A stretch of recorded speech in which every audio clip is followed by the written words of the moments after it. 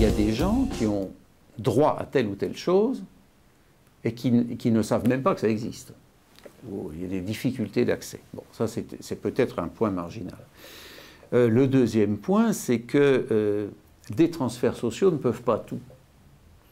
En ce sens que quelqu'un qui, pour des raisons diverses, est très très difficile à embaucher, très difficile à employer, bon, les cotisations sociales, les prestations sociales, pardon, vont l'aider, mais ne vont pas forcément le remettre au travail et le remettre dans une situation qui soit durablement valable, je vais dire.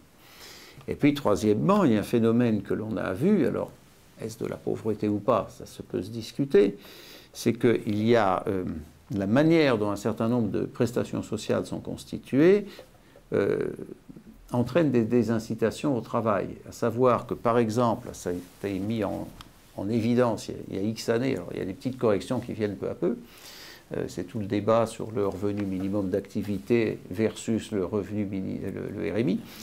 Et donc vous avez, prenez un couple, les deux sont au RMI, c'était le cas typique qui était mis en avant, l'un doit trouver un travail, donc il va perdre le RMI.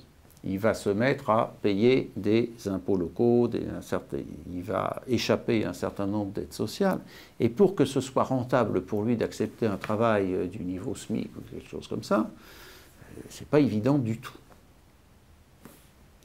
Donc on a des trappes à pauvreté, comme on dit.